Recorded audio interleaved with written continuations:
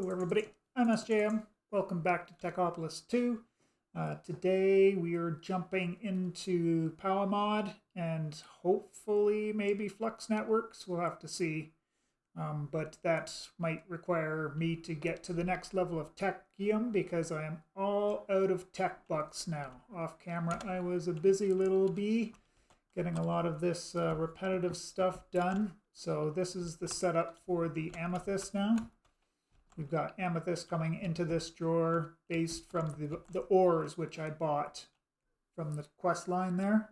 Because it's just, no, this is such a convenience here rather than having to set up crystallizers into induction smelters, into overflow capacity issues and all that stuff. This just takes care of it all. It's all fully backed up at this point, and I've even turned off the power now because I don't need more than 240 for right now anyways. When we get into automating it later, obviously we'll be doing it, but yeah, and everything's hooked up with the IE power for now, which is why I want to get the Flux network so that we can eliminate this. Not that it's super inconvenient, but it's got its limits, right? It's still just your base tier 3 or the lowest tier immersive power line, right? So it's not transferring very much very fast, although it did keep these full the whole way through, so not too bad in that regards there. Because we have access to mechanism now, I've got the mechanism power pipes, and I'll slowly get those changed all through the base. We're still on the flux duct here, but we'll get changed over when we do proper setups, and I'll just keep my little workstation as it is here for now. So the other things off camera, obviously I went and I got over here, I guess. Saw the uranium on the other side, but that's for an upcoming topic. Ender ore I bought as well, because to get into Flux networks we need 4 Eyes of Ender. So these just go 6 into a shard, a fragment, and then 9 fragments make an Ender Eye. So a few stacks of this stuff just to get the 4 Eyes of Ender I need for that book for Flux Networks. But we'll need them in Flux Networks as well too. So, and who knows where else down the line, probably need them for something else. So we've got them now, but it did cost me some money to buy this one as well, on top of buying the uranium. No, the uranium came from the gray colored stone. All right, on the I've already finished the whole quest line, but this everything in this chapter here is pretty much just getting the reactor. And I guess we may as well explain the energizing orb along the way for anybody, those that aren't too used to Powah. I've used it quite a few times, but I don't think I've done it on camera a lot. So the base, well, in this pack here, the first thing that we've got to buy is the book. And the book took elite techium and uranium blocks. So it was, I think I did a half a stack of gray colored stone just to get enough to get those 4 blocks, plus I think these 6 extra uranium ingots left over. And then we get into Powah and just ask us to make all these basic knickknacks and doodads. So the dielectric paste, which is basically at this point you just grab a lava bucket from your lava source, because we don't have access to blaze powder just yet that I know of. Maybe there's a backdoor way to get it at this point, but I think that's in the future still. But we can, if we want to automate something, we can set up this recipe, which is a little less intensive on the coal and the clay. Not that that's an issue right now at all for me anyways. Make up the knickknacks, and these are just require some iron bars to make them, and then these interchange between the two of them, the horizontal and the vertical, And then we use these to make these dielectric casings. And these dielectric casings are the basic building blocks for most of the things in Powah. So the next steps after that in the quest line will ask us to make the energizing rod and the energizing orb, because we are going to need these in this pack specifically to make the uraninite. The uraninite is made either, if you've got raw uraninite, which I don't see a way to get it right now anyway, but in the energizing orb we can put uranium ingots in and get 1 uraninite. Or if we just put uraninite ore in, we get 5 back. So we can smelt 8 uraninite ore. Oh no, that's uraninite ore, that's not uranium ore. I guess I'm going to find out here in a minute if uranium ore can go into them. So anyways, I've built out here just as a work area for now. So the 2 energizing rods here, and no, that cannot be processed that way. So we do have to do it the long way around.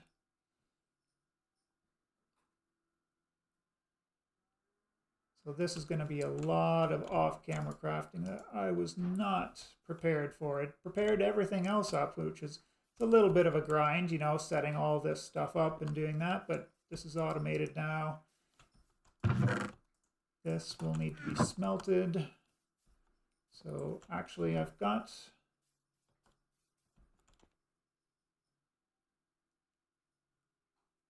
going to need a fair amount of it, so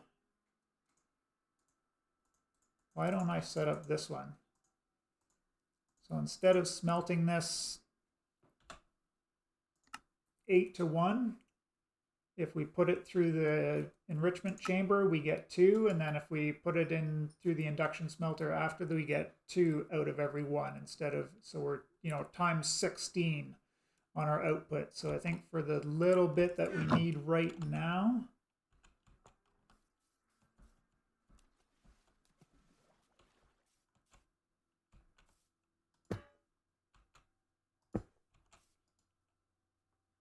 now will these play nice with each other?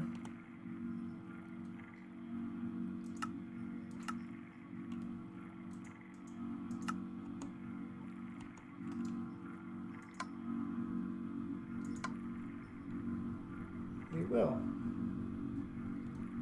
Alright, so I've got that coming in, and I'll have to do this. We're going to need 36 of this uraninite to get the starter reactor. Once we have the starter reactor, we can start producing the materials we need to move up to the next tier. I think we can go to basic right away, but then we'll have to use the energizing orb to get some materials to get up past that to get to the better reactors. But if we're going to have one central place for power, we're probably going to want to have 2 or 3 of the top tier ones, maybe 4. I don't know quite in this pack, but you know, judging from Techopolis, where we needed to make a max size big reactor just for the end game, I'm thinking we should think big on our central power supply. Maybe we'll have maybe we'll get the mechanism power after if we need big power. But these are really efficient for what they do, so. But anyways, yeah, so we need 4 for those, and we need 36 of these blocks to make the reactor. So essentially it's just 36 of those, 36 of those, and 9 of those. And I'll come back when we've got all of that done, and we'll do the easy setup, and then we'll start working the way up the chain. All right, and that's the last of it there. I did add 2 more energizing rods just to make the crafting process a little bit less painful. Should have enough now. 36.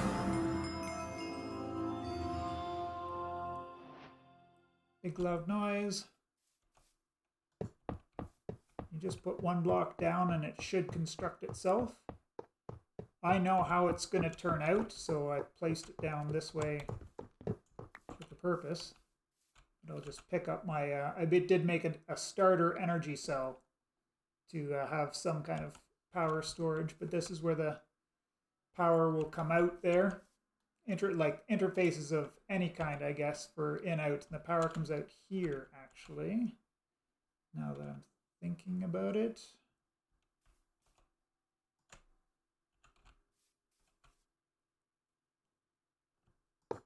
Yes, I think that's where you can run cables to input items into the reactor here. So we're going to need some more of that uraninite, which I totally forgot about. I did not forget about it. I've got lots. I just have to craft it up is all.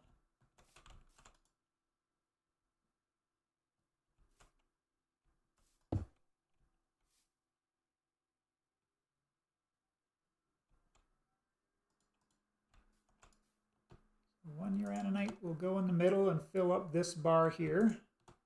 Redstone goes here and it just fills up this bar. You can put in just redstone dust if you want to set up an exporter or something like that for automating it.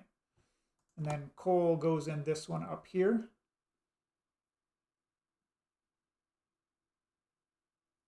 And this is working. And I haven't even put the water into it yet.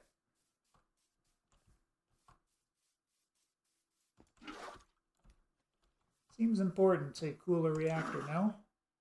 Good thing these Powah ones don't ever blow up, but it'd be inefficient if the temperature gets out of hand there.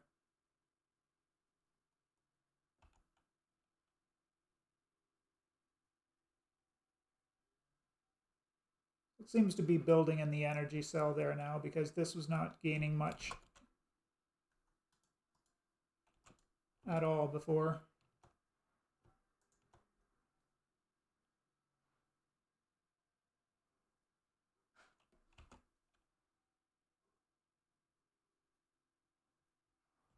That's all right. I have no idea what the rate on this guy is supposed to be, but we could take a look in the book just to know where we're at.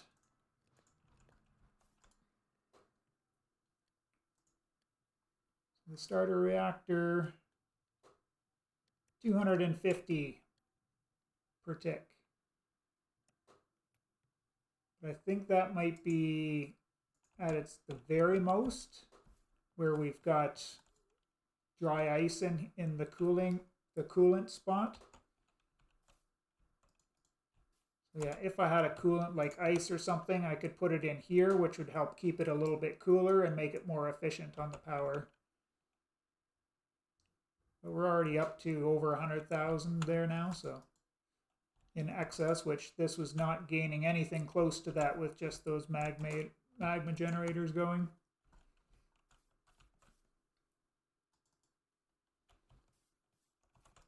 All right, so the next steps, I guess, is to decide where I'm going to put my central power system, and then to, well, we can keep it here for now. But when I build a permanent place, I'm going to want to start upgrading this guy to the higher tiers. So this level isn't too bad. We just need a little bit, one more piece of uraninite, each of the pieces back, so it's like a nested crafting. And then these large basic capacitors, which are putting together these basic capacitors instead of tearing them apart. So whereas normally, you know, you'd make this and then you'd break it in two to get the tiny ones for most of the crafting we've been doing so far. And that gets us up to the basic level for most of the things is those. And then when we get past those, it is hardened, which is energized steel, and energized steel is steel and gold in this here. So I'm already getting kind of low on the gold, so that'll probably be one of the first things I take and put on a better automation. So we'll get a crusher into pulverizer, or no, it's not a crusher. Crushers, the ores don't go into the crushers here. They go into I've got it set up over here already. Enrichment chamber. So I think the main setup will be enrichment chambers into induction smelters for all of the ores.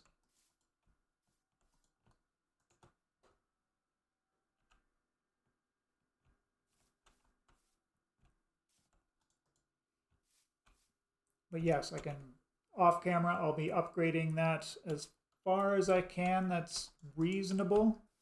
I'll definitely set up my gold, because that's now I've got 70 gold and 111 silver. Tons of lead. I don't know why I have so much lead. Got more than I need, really. Oh, they should be in there. I've used up a bunch of this elite techium already, so I'm not down to the nitty-gritty by any stretch, but just 18 left before I've got to go and do another big round of base crafting, but I'm hoping not to do that. I'm hoping to be able to get to the point where we can automate everything at once in one big sweep. And I've been kind of waiting and biding my time just to get the materials, or not the materials, access to the technology to do it properly, right? All right, so that's this whole chapter squared away. I've got a few, these are the only tech books I have to my name right now. So I've got 6. So after that, we're looking forward to going to Elite Techium, and we need a whole bunch more uranium, looks like. So uranium sheet metal. So yeah, you need 8 per in the recipe there. We need 4 atomic alloys, and we're gonna have to autocraft this dielectric paste.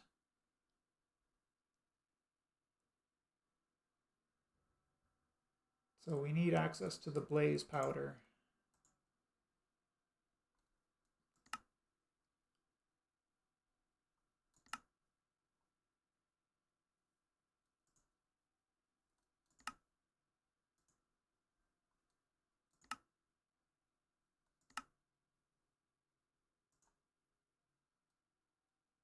Just a big circle there, and yet nothing here.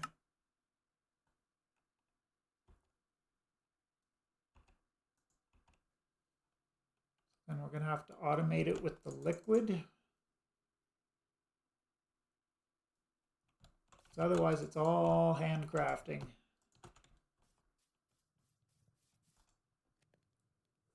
Which, I mean, it doesn't take long to make a couple of stacks of them, like, you know, just a minute to make 3 or 4 stacks.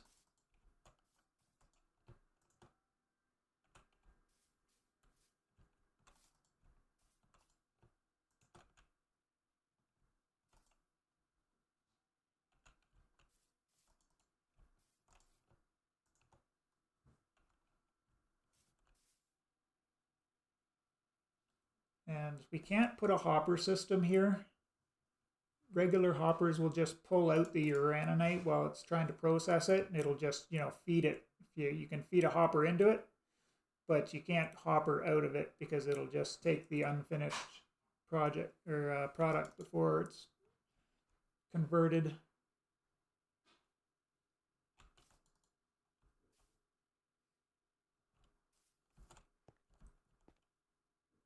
Right, and I guess the last things to talk about are, I did a big batch of bronze in here. So, you know, to get the bronze, we need 3 parts of copper to 1 part of tin. So I've got this induction smelter set up to both input and output on the top. And I made one of these things called a slot seal, which the recipe is pretty simple. You just need to know what it is and what it does. And what I can do here is I can put a stack of copper and a stack of tin, and then I put this here, and then I put the 2 other stacks of copper up here, and it will pull the copper in at the same time as pushing the bronze back out to the top as well. But as you saw there, does cause issues where it'll plug up your machine if you don't have perfect amounts in your input chest type of thing. So how much bronze do I have? 800 now? Okay, that's enough of that. So yeah, I guess for now it's just preparing to get to this up to the next tier. Like I said, oh yeah, I gotta do the gold. Only at 76. It's not coming in very fast at all. Got enough tin for the rest of the pack, I think. And oh yeah, what else was I going to show you out of this list here? I made the configurator just for changing the input output on the machine. So this attached, keep forgetting I just put that in there a second ago to help with power gen, but we don't need it anymore. When I was trying to get the uraninite done, I ran out of power. These three little guys here weren't enough. I think I was also running a couple of machines up here at the same time. Yeah, I was making peridot. Glass. I was running a few of the machines, so those magmatics don't do too bad for themselves, all in all. But their time has passed. It's time to go to centralized power. And that book isn't here, is it? Flux. Oh yes, this is what we need the ender pearls for. We should have enough.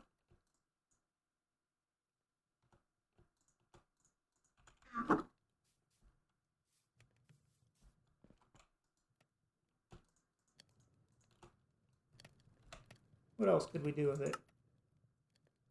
We could enrich it 2 to 1, I guess.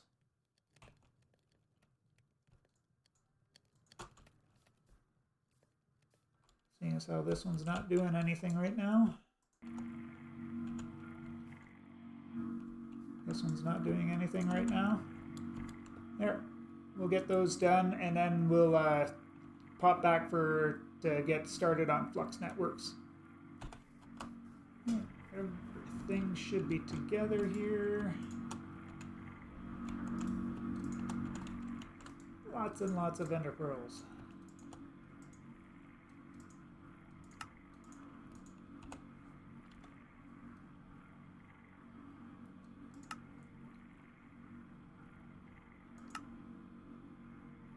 Ooh, I need $8 and I've only got access to 6.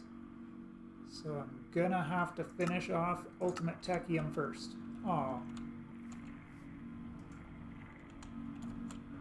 That's so sad. Alright, we can take this stack.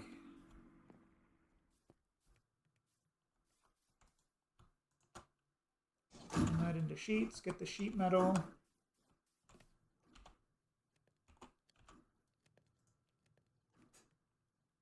I guess the atomic alloy is going to be the hard one to get, so probably leave that to next episode for the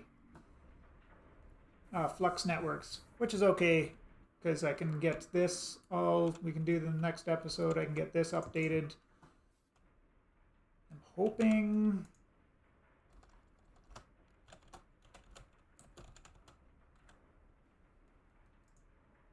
I don't think we can get the blazing, right? Because we need blaze powder for that. So just the gold and iron mix there, the energized steel.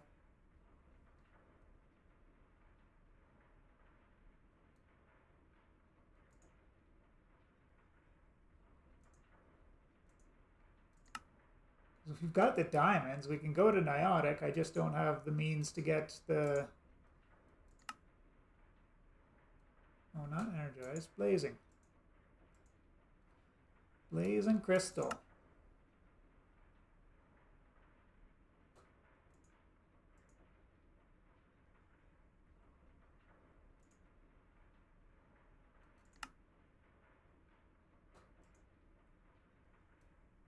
Mobs. I saw something. There's a quest for mobs down here. essence. I guess that's how you get the beacons in this pack.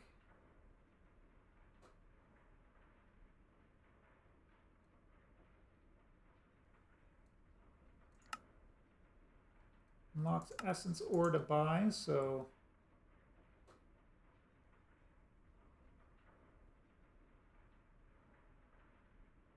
another thing we're going to have to buy. So yeah, it would be really good to get up to this ultimate techium just so we can get the best return. So we'll get 10 tech bucks for every techium we use up if we have to actually craft it. Yeah, in the future planning, there's some mods that we're going to have to unlock anyways, like Compressium you had to unlock because it's required in the end game to use. Essence we have to use.